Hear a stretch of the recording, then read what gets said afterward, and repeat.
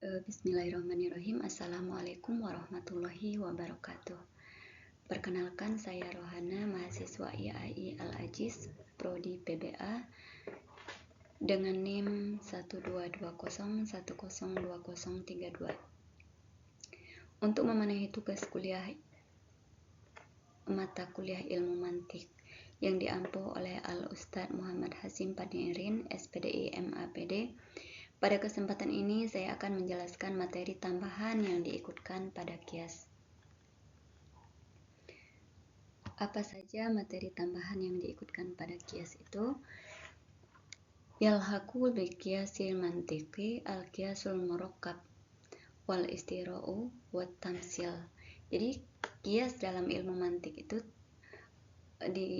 terbagi menjadi beberapa jenis, yaitu kias murakkab, kias istiroi, dan kias tamsil.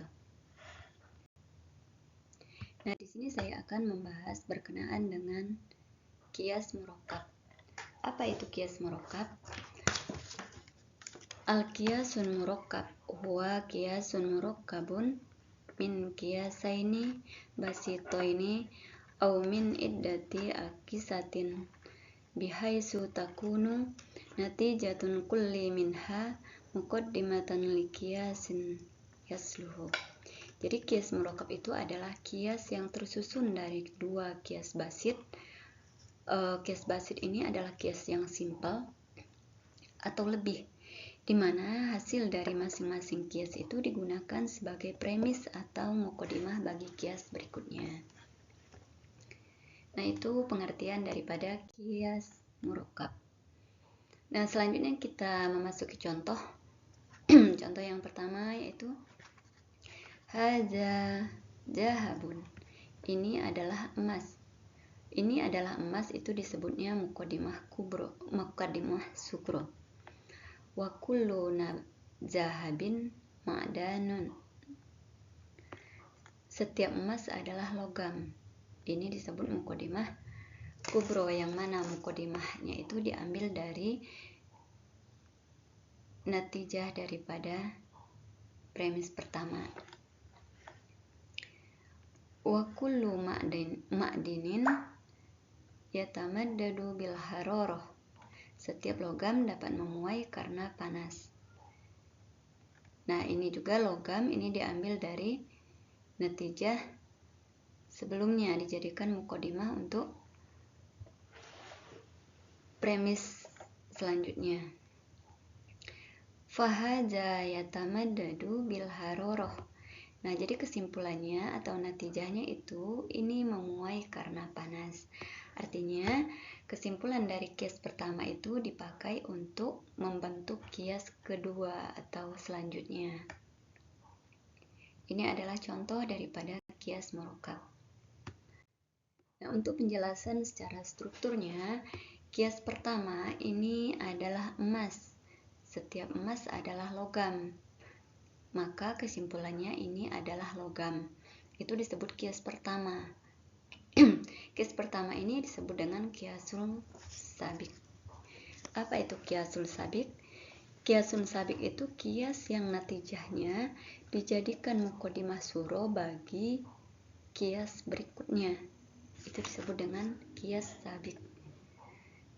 Kias yang kedua ini adalah logam, yang mana logam ini adalah natijah daripada kias pertama.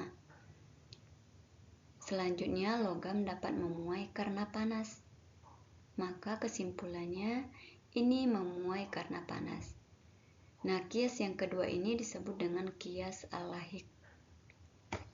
Apa itu kias al-lahiq? Kias al-lahiq itu adalah kias yang mengikuti kias sebelumnya. Disebut dengan kias al-lahiq.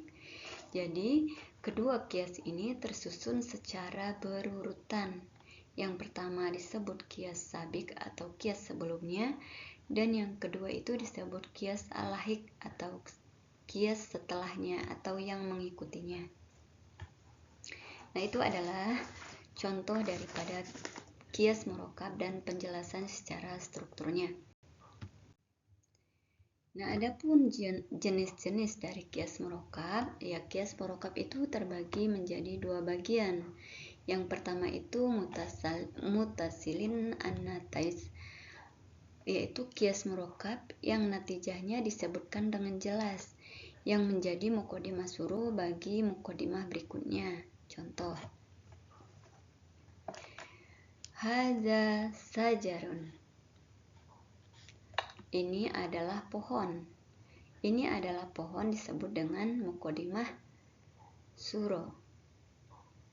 Wa kullu sajarin nabatun, setiap pohon adalah tumbuhan. Ini disebut dengan muqaddimah kubro, yang mana muqaddimahnya ini diambil dari natijah yang pertama, yaitu pohon. Fahaja nabatun, maka ini tumbuhan. Nah, maka ini tumbuhan ini disebut dengan kiasun sabik. Kiasun sabik yaitu kias yang natijahnya dijadikan muqaddimah suruh bagi kias berikutnya. Ini disebutkan dengan jelas. Wa kullu nabatin namin, setiap tumbuhan berkembang. Nah, ini disebut dengan kiasun sabik wal lahiq. Karena kias yang natijahnya dijadikan muqaddimah suruh dan muqaddimah dan bagi kias berikutnya, dan juga kiasnya mengikuti kias sebelumnya. Fahaza namin, maka ini berkembang. Maka ini berkembang ini disebut natijah. Dan natijahnya ini sekaligus dijadikan muqaddimah suruh untuk premis ini.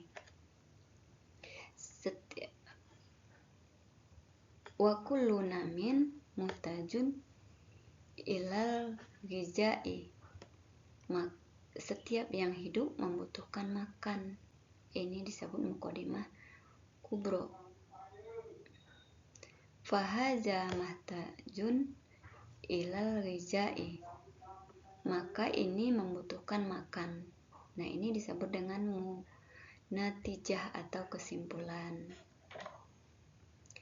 Nah, jadi di sini natijahnya itu disebutkan dengan jelas. Nah, inilah contoh daripada mutasalin an-natais atau natijahnya yang disebutkan dengan jelas. Yang kedua, jenis murakkab yang kedua yaitu mafsulun an-natais atau kias yang kebalikan daripada mafsulin an-natais tadi. Kalau tadi disebutkan dengan jelas, kalau yang ini kias yang meskipun tanpa disebutkan beberapa kesimpulannya sudah dapat diketahui kesimpulannya. Artinya berarti ini kebalikan daripada kias yang pertama tadi. Jadi ini tidak dijelaskan, tidak disebutkan dengan jelas.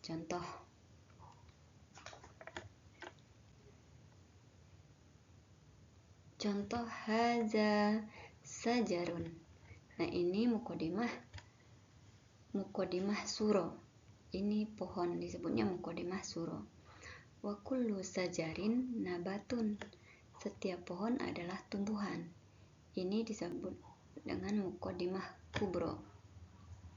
Tetapi ini natijahnya tidak disebutkan secara jelas. Fahaza nabatun. Nah, maka ini tumbuhan. Jadi tidak disebutkan secara jelas natijahnya. Langsung ke wa kullu nabatin namin, setiap tumbuhan hidup. Ini langsung ke muqaddimah kubro.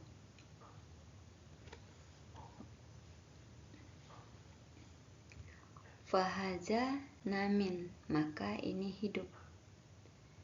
Nah, selanjutnya wa kullu namin mahtazun ilal ghizai, setiap yang hidup membutuhkan makanan.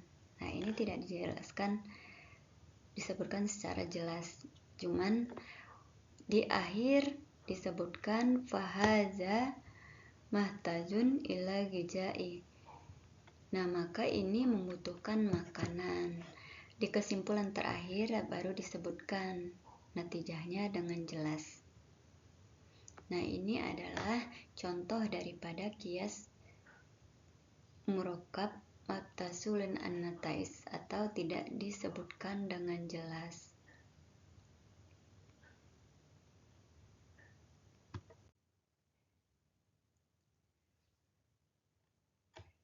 Demikian pengertian dari penjelasan daripada kias murakkab ini dan jenis-jenisnya, semoga bisa dipahami. Mohon maaf jika ada kekurangan atau kesalahan itu dari saya. Terima kasih atas perhatiannya. Walhamdulillahirrabbilalamin. Hadza wallahu yara'na wa yafazuna. Saya sempurnakan dengan berhamdalah. Walhamdulillahirrabbilalamin.